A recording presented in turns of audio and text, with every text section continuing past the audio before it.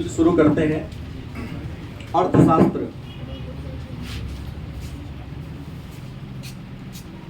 अर्थशास्त्र इसे अंग्रेजी में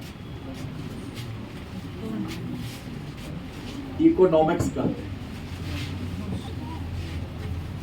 क्या है अर्थशास्त्र? अंग्रेजी नाम किसका है इसका? इकोनॉमिक्स। अर्थशास्त्र क्या है? अर्थशास्त्र में हम किन बातों का अध्ययन करते हैं? तो सब इस बात को जानने से पहले हम जान ले कि अर्थशास्त्र आर्थिक क्रियाओं का या मानव क्रियाओं का अध्ययन करने वाला एक विषय है। अर्थशास्त्र मानव क्रियाओं का अध्ययन करने वाला क्या है? एक विषय है। अर्थशास्त्र के जनक की बात कर लें या पिता की बात कर लें कि अर्थशास्त्र के पिता कौन है या अर्थशास्त्र के जनक कौन, तो होंगे आदम स्मिथ। आदम या कई जगह एडम भी आपको मिलेगा, या आदम या एडम स्मिथ को, आदम या एडम स्मिथ को हम अर्थशास्त्र का पिता या जनक के नाम से जानते हैं या बुलाते हैं। अर्थशास्त्र को पढ़ने से पहले हमने शुरू में ही कहा कि अर्थशास्त्र आर्थिक क्रिया का अध्ययन सामग्री है। अर्थशास्त्र जो विषय है उसमें आर्थिक क्रिया के अध्ययन सामग्री है। मतलब इसमें हम आर्थिक क्रिया के बारे में अर्थशास्त्र में हम क्या करेंगे? पढ़ेंगे। तो आपके मन में होगा ये क्रिया का मतलब क्या होता है, क्योंकि क्रिया जान जाएंगे तो फिर हम आर्थिक के बारे में सोचेंगे। ठीक है, तो आर्थिक क्रिया के अध्ययन की जो सामग्री है वही अर्थशास्त्र के अध्ययन का क्या है? विषय वस्तु है। अब आर्थिक क्रिया के अध्ययन की सामग्री को जानने से पहले ये जाने की क्रिया है कि आखिर तो क्रिया का मतलब होता है काम। क्रिया का मतलब क्या होता है? मानव अपने जीविकोपार्जन के लिए या आजीविका के लिए कुछ न कुछ तो कार्य करता है। मानव अपने जीवन यापन के लिए जो काम करता है, मानव के उन कार्यों को सम्मिलित रूप से हम क्रिया के नाम से जानते हैं। मानव अपने जीविकोपार्जन के लिए, जीवन यापन को चलाने के लिए कोई न कोई कार्य अवश्य करता है, तो मानव के द्वारा किए गए उस कार्य को हम क्या कहते हैं? क्रिया कहते हैं। ये जो क्रिया है, इस क्रिया को विद्वानों ने दो वर्गों में बांटा है। कितने वर्गों में? दो वर्गों में बांटा है। एक है आर्थिक क्रिया। एक क्या है? आर्थिक क्रिया। और दूसरा है गैर आर्थिक क्रिया। मैं बता दूं कि जो आर्थिक क्रिया है इसको हम मानव क्रिया भी कहते हैं। आर्थिक क्रिया को हम मानव क्रिया के नाम से भी जानते हैं। मन में होगा ये आर्थिक क्रिया क्या है या आर्थिक क्रिया कहते किसे? तो जिस काम को करने से हमें धन की क्या होती है? प्राप्ति होती है। हमें आय की क्या होती है? प्राप्ति होती है। तो जिस काम को करने से हमें धन की प्राप्ति होती है, हमें आय की प्राप्ति होती है, उस क्रिया को हम आर्थिक क्रिया कहेंगे। क्योंकि मानव कोई भी काम करता है तो काम करने का उसका लक्ष्य, उसका उद्देश्य धन को प्राप्त करना ही है। तो मानव क्रिया को हम आर्थिक क्रिया या आर्थिक क्रिया को हम मानव क्रिया भी कह सकते हैं। गैर आर्थिक क्रिया की बात करें तो गैर आर्थिक क्रिया उस क्रिया को कहते हैं जिसको करने से हमें धन की प्राप्ति हो भी सकती है या नहीं भी हो सकती है। मतलब वह क्रिया जिसको करने से हमें धन की प्राप्ति नहीं होती है उस क्रिया को हम गैर आर्थिक क्रिया के नाम से जानते हैं। अब सवाल है, तो हमें अर्थशास्त्र पढ़ना क्यों चाहिए? आपके मन में एक सवाल आ सकता है कि हमें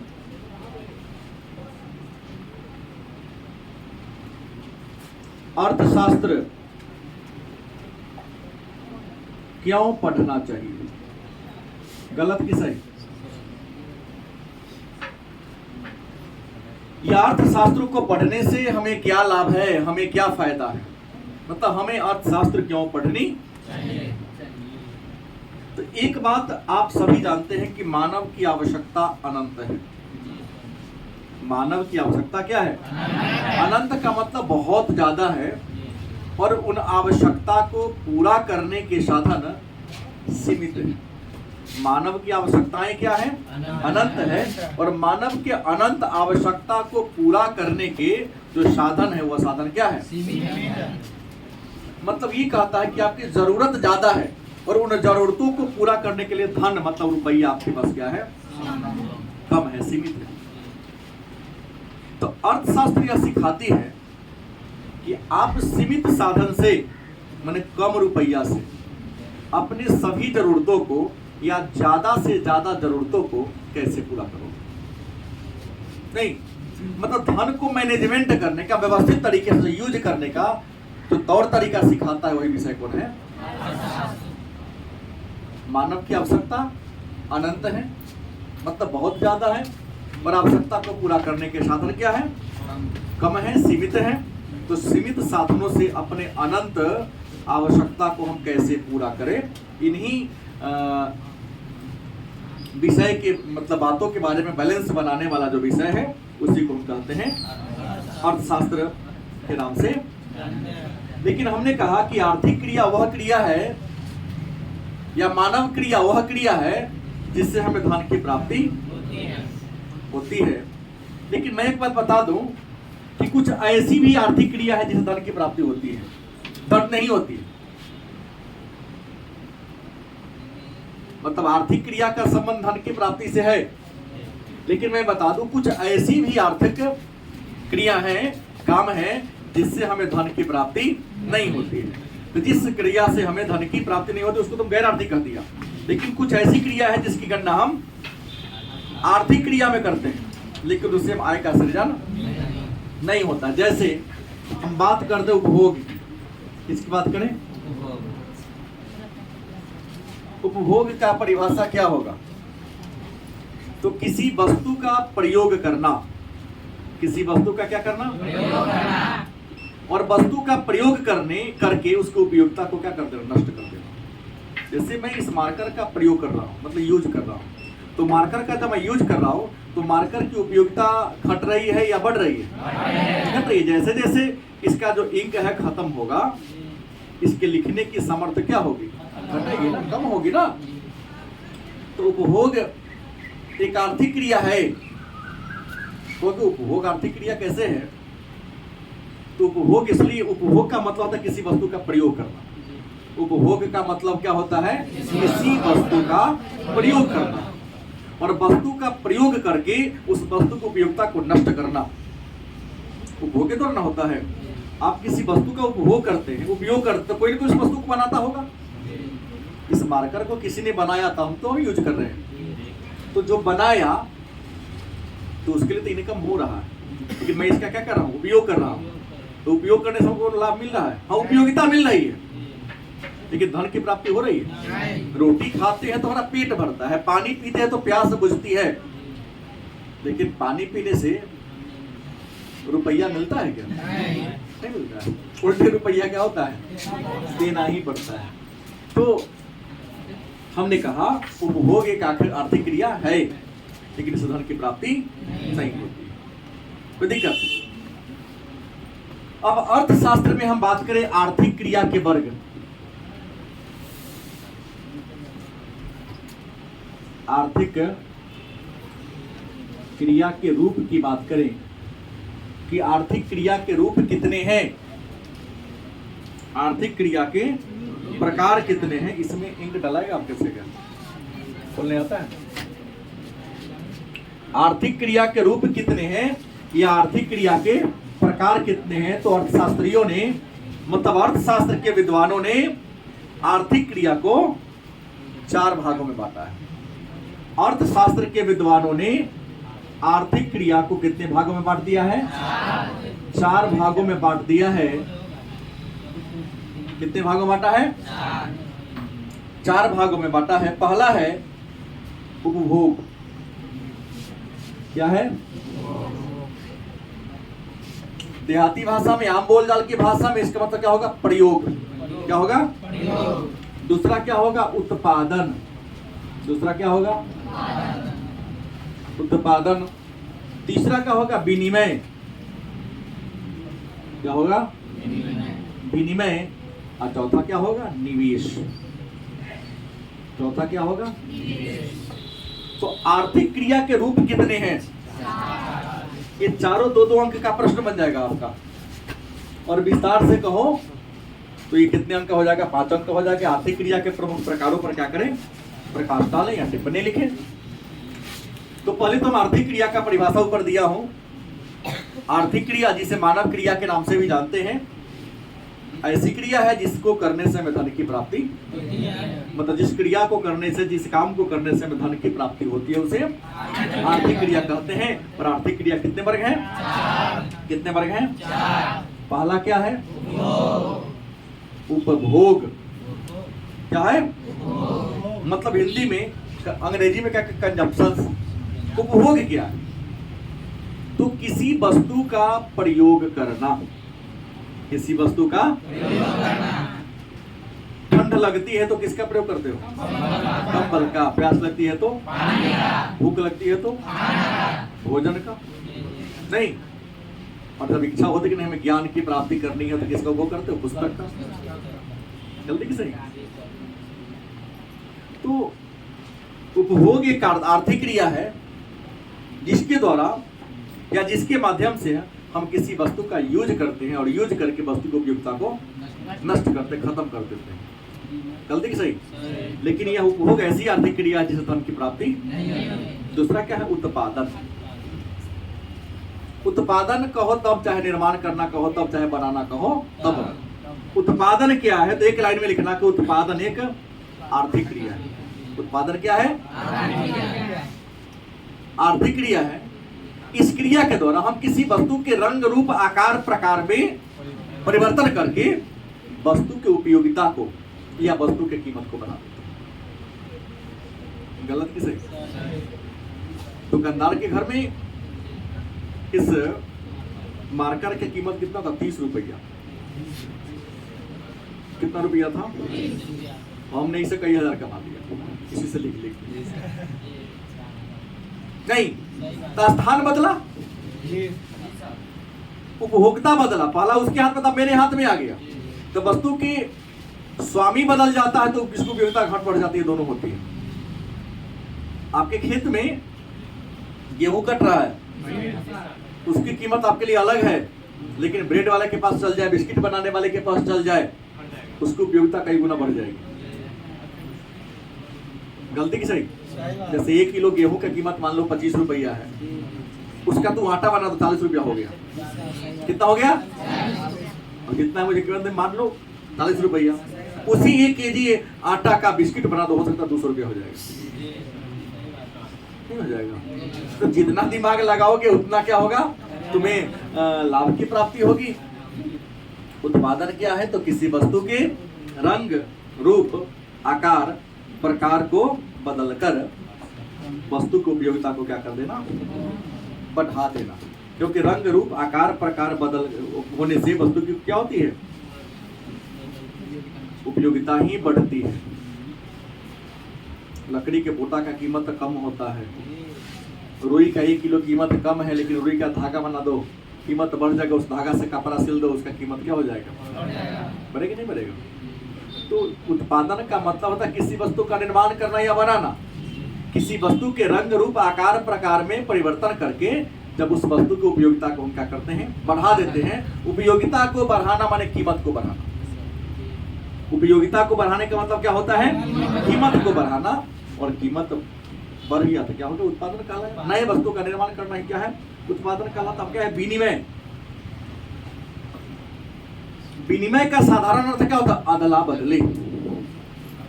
विनिमय का साधारण अर्थ क्या होता है? और आपको पता है कि विनिमय के दो रूप हैं। विनिमय के कितने रूप हैं? एक कौन है? वस्तु विनिमय। वस्तु हाँ विनिमय। और दूसरा कौन है? मौद्रिक विनिमय।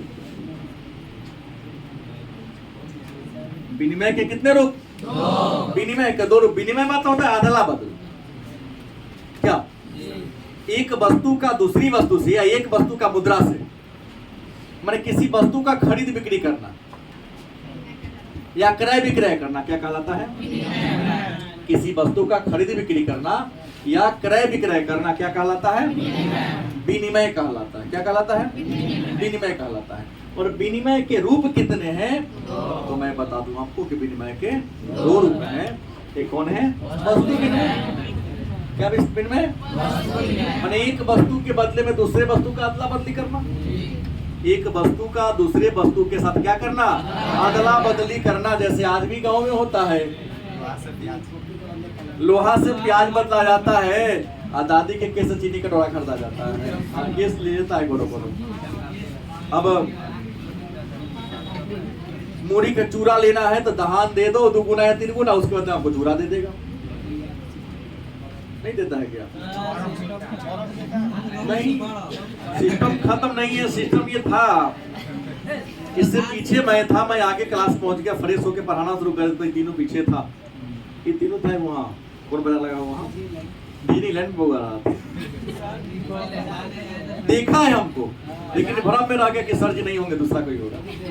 तो तेज काहे ने किया? डर नहीं है हमसे? हम पर वो चढ़ जाता कि सर ले ले चलिए, तो हम क्लासे चल रहे हैं, क्या दिक्कत है? बच्चा हमारा है तो मेरे साथ नहीं आ सकता है क्या? चारों का साइकिल लेके मैं खराब हो गया। सोचा कि वो कहना चल जाए गाड़ी पर, बाकी तो पैदल ही चलना पड़ेगा। बढ़िया है। देखले छियो घर याद हो? हाँ चौकवे पर है। वस्तु विनिमय का मतलब क्या होता है? एक वस्तु से दूसरे वस्तु का क्या करना? विनिमय करना। विनिमय माने अदला बदला, माने खरीद बिक्री करना। वस्तु विनिमय कहलाता है। पहले के समय में खूब चलता था, आजो गांव में चलता है। आटा घट गया, फलाना चाची जो एक डिब्बा मांग ले चलिए, फिर अपन आटा गेहूं पिसा के आएगा, देखने नापा उसको दे आ जाएगा। अभी ने कहा कि ना चलता है। मौद्रिक विनिमय, मुद्रा से सामान का अदला बदली करना। आप रुपया दिए, हम आपको क्या दे? हाँ पैसा दिया, ठीक बात है, रुपये पैसा। मौद्रिक विनिमय का मतलब क्या होता है? मुद्रा से सामान का, जैसे मुद्रा से आप ज्ञान का अदला बदली हमसे कर रहे हो तो क्या कहलाएगा? मौद्रिक विनिमय। तो विनिमय की मतलब क्या होता है जानेंगे? कि वस्तु का क्या करना? अदला बदली करना, क्रय विक्रय करना, विनिमय कहलाता है। लेकिन प्रश्न है कि विनिमय की क्रिया के द्वारा एक काम होता है। क्या काम होता है? तो कीमत का निर्धारण। क्या होता है? कीमत का। किसी वस्तु की कीमत का निर्धारण किस आर्थिक क्रिया के द्वारा होता है? विनिमय के द्वारा। किसके द्वारा?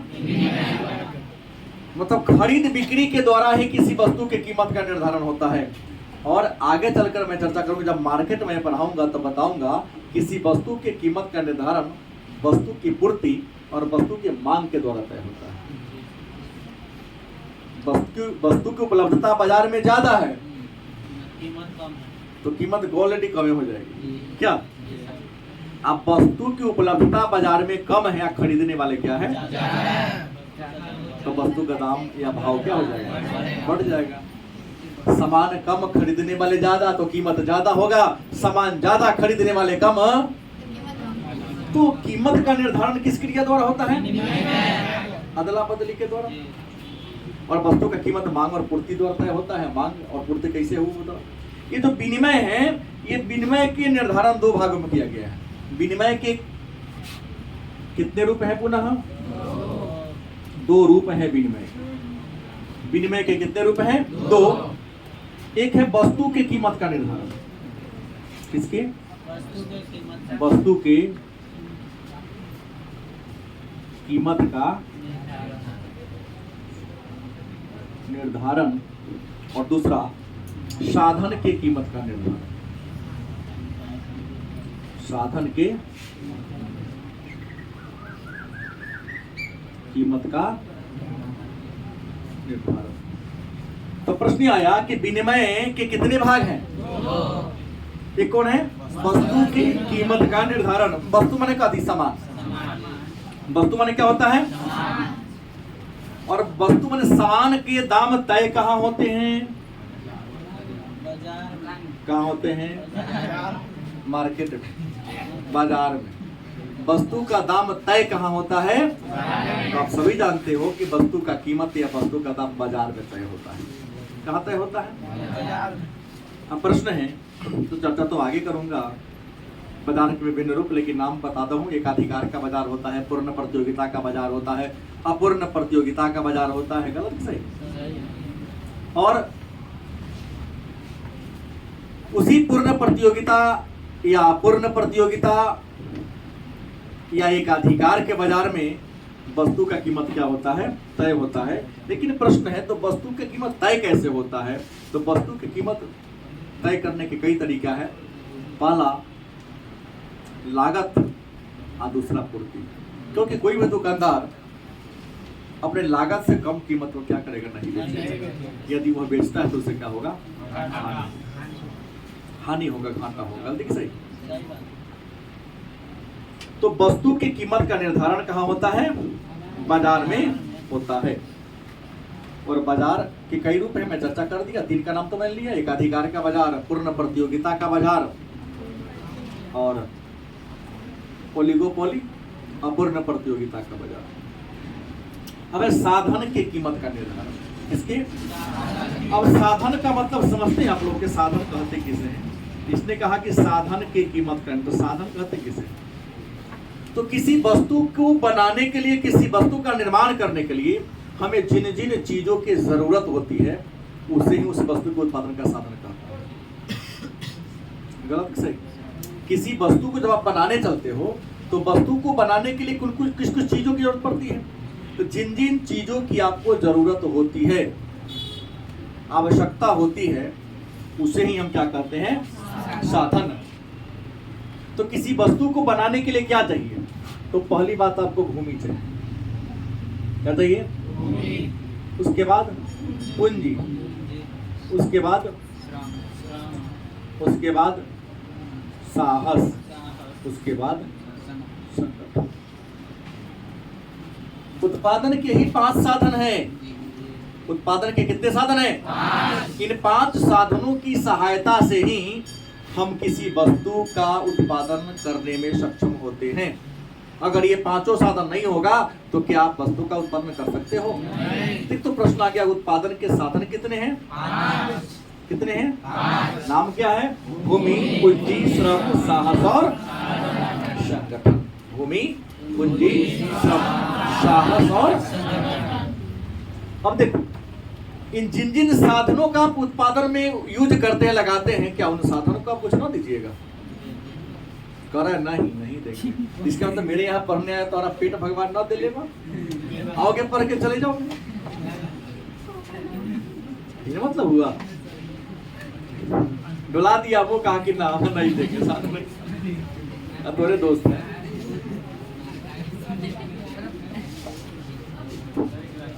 हमने कहा कि आप उत्पादन में जिन जिन साधनों को लगाते हैं सबका कीमत देना पड़ता है, और कीमत का नाम अलग अलग है।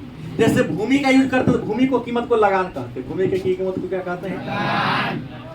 पूंजी का कीमत ब्याज कहलाता है। पूंजी लेंगे तो पूंजी का क्या देना होगा? श्रम को क्या देना पड़ेगा? श्रम की कीमत क्या कहलाता है? साहस का पुरस्कार, साहसी को क्या मिलता है? और संगठन को लाभ मिलता है। कमाएगा तो क्या मिलेगा? पूछ सकता है कि भूमि का पारिश्रमिक क्या कहलाता है? पूंजी का, श्रम का, साहसी को क्या मिलता है? पुरस्कार मिलता है। क्योंकि डर के आगे जीत है। लाभ वही कमाता है मार्केट में जो थोड़ा साहस उठाता है। क्या पुरस्कार मिलता है कमाई के है? खड़ी हो तू। डर के आगे जीत है किस कंपनी का? ये विज्ञापन का है। थोड़ा सा पूछ लियो। बुला गया। अच्छा, किस ठंडा के कंपनी पर इसका फोटो है? ऐसा फोटो है। अरे बुढ़वा केकरा से ना पूछ रहा हूँ। क्या हो गया? नहीं पीती थोड़ी ना। बेटो हम उठाओ करो। सूरज, जीवन के साथ में, जीवन के बाद में। अरे कई बार पूछा गया प्रश्न है प्रतियोगिता परीक्षा में कि जीवन के साथ भी, जीवन के बाद भी किस कंपनी का विज्ञापन? LIC का। किसका है? बैठ जाओ। मतलब आप लोग खाली किताबी में घुस रहे नहीं, सबको भी ध्यान रखना पड़ेगा, नहीं तो दियाओगे नहीं उन्हें। तो भूमि की पुरस्कार, लगान, पूंजी का, श्रम का, साहस का, संगठन को क्या मिलता है? लाभ मिलता है। तो वस्तु की कीमत का निर्धारण और साधन की कीमत का निर्धारण में क्या हो गए? जान गए। और याद रख लो, चाहे वस्तु की कीमत का निर्धारण हो, चाहे साधन की कीमत का निर्धारण हो, यह तय करता है उपयोगिता के द्वारा।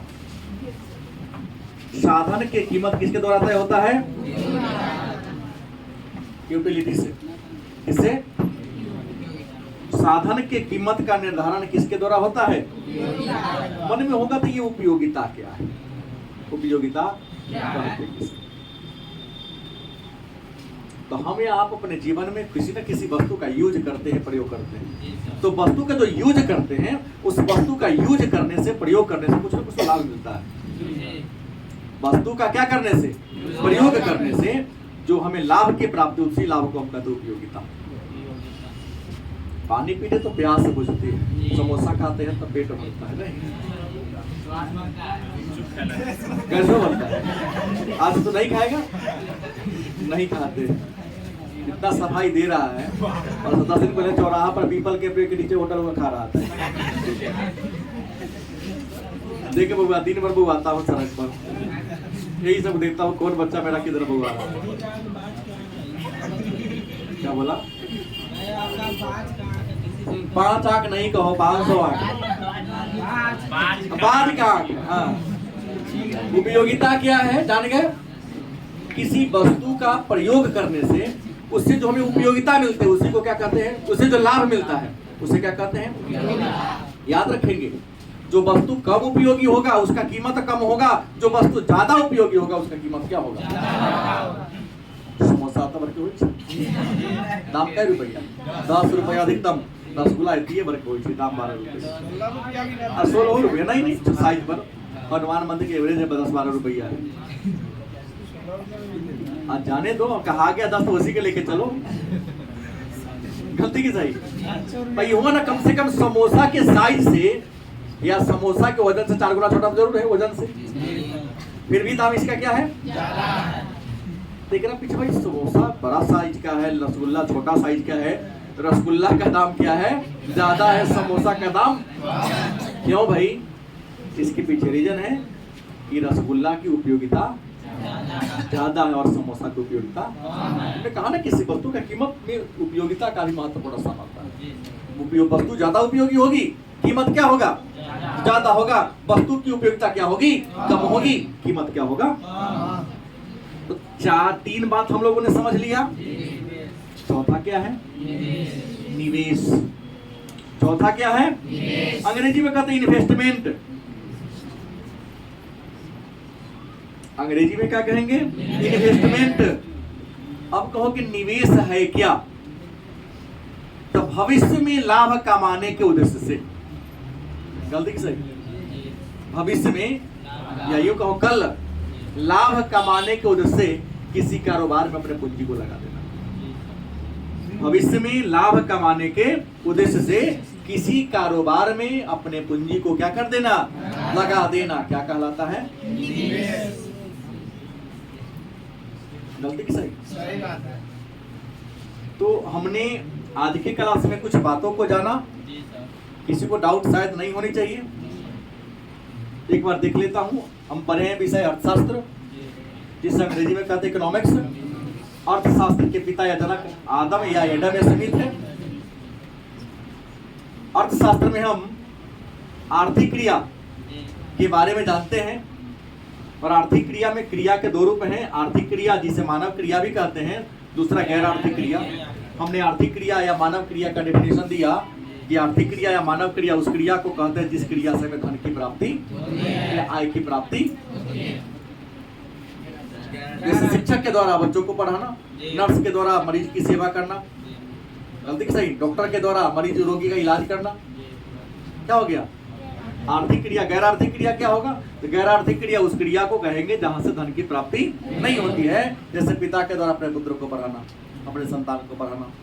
तो पिता यदि डॉक्टर है, अपने बेटा बेटी को इलाज करा तो पैसा देगा उतना? उल्टे सुइया भोगने से पहले डेरी मिल्क खिलाएगा न खिलाएगा कि बच्चा कहीं रोड न दे। तो जहां आप माँ अपने बच्चों को सेवा करती है तो पैसा लेती है? नहीं लेती है। लेकिन वही कोई दाई जाके तुम्हारे घर में काम करता पैसा लेती है। अब हमें अर्थशास्त्र क्यों पढ़ना चाहिए? तो मैंने बताया अर्थशास्त्र पढ़ने से बहुत फायदे हैं भाई, क्योंकि मानव की जरूरत ज्यादा है, लेकिन उन जरूरतों को पूरा करने के साधन आपके पास क्या है? सीमित है। तो हमें अर्थशास्त्र सिखाती है कि कम साधन से बहुत सा जो जरूरत आपकी है उसको कैसे पूरा करें। अर्थशास्त्र ही बताती है कि आपके पास रुपया कम है, जरूरत क्या है? ज्यादा है। तो कम रुपया से ज्यादा जरूरत तुम कैसे पूरा कर पाओगे? यही सिखाने वाला विषय क्या कहलाता है? और अर्थशास्त्र में हमने अभी जस्ट कहा कि आर्थिक क्रिया उस क्रिया को कहते हैं जिससे धन की प्राप्ति होती है, लेकिन उपभोग एक आर्थिक क्रिया है जिससे हमें धन की प्राप्ति नहीं होती है। मतलब सभी आर्थिक क्रिया धन देने वाली नहीं होती है। आर्थिक क्रिया के रूप हमने कहा कि आर्थिक क्रिया के चार रूप हुए: उपभोग, उत्पादन, विनिमय और वितरण। निवेश, उपभोग का मतलब था किसी वस्तु का प्रयोग करना। उत्पादन का मतलब किसी वस्तु का निर्माण करना। विनिमय का मतलब वस्तु का क्रय विक्रय या खरीद बिक्री करना। और निवेश का मतलब भविष्य में लाभ कमाने को, जैसे किसी कारोबार में रुपया को फंसाना या लगाना। यहाँ विनिमय के दो रूप हैं या दो भाग हैं: वस्तु की कीमत का निर्धारण और साधन की कीमत। वस्तु माने जो सामान है, तो किसी सामान का कीमत मांग और पूर्ति के द्वारा या उपयोगिता के द्वारा तय होता है, और साधन का कीमत भी मांग और पूर्ति और उपयोगिता के द्वारा ही तय होता है। फिर अगर साधन मतलब तो किसी वस्तु के निर्माण करने में जिन जिन चीजों की हमें जरूरत होती है उसी को हम उत्पादन के साधन कहते हैं। और उत्पादन के कितने साधन हैं? 5: भूमि, पूंजी, श्रम, साहस और इन सबको भी कुछ ना कुछ देना पड़ता है। जैसे भूमि को क्या देना पड़ा? पूंजी को, श्रम को, साहस का, संगठन को क्या देना पड़ा? लाभ देना पड़ा। और हमने कहा विनिमय के दो रूप और होते हैं: जब वस्तु से वस्तु का अदला बदली हो तो वस्तु विनिमय प्रणाली, और जब मुद्रा से वस्तु का अदला बदली हो तो। और ये सारा विनिमय का कार्य होता कहाँ है? तो कहाँ होता है? बाजार कहते किसे? तो बाजार उस स्थान को कहते हैं जहां क्रेता और विक्रेता नहीं, जहां क्रेता और विक्रेता आपसी मोल जोल के आधार पर किसी वस्तु की कीमत का निर्धारण। तो बाजार एक स्थान होता है जहां क्रेता भी होते हैं और विक्रेता भी होते हैं। वस्तु का एक कीमत होता है, एक लिमिट समय होता है। उसे लिमिट समय में, फिक्स समय में, नियत समय में क्रेता और विक्रेता पहुंचकर वस्तु की कीमत क्या कर देते हैं? तय कर देते हैं, निर्धारण कर देते हैं। क्या कहलाता है? बाजार। तो आज के क्लास में हमने इतना ही पढ़ा। अब एक अगला टॉपिक बन जाता है मेरा इसी पाठ में कि आर्थिक क्रिया के स्तर, उसको हम लोग कल की क्लास में देखेंगे।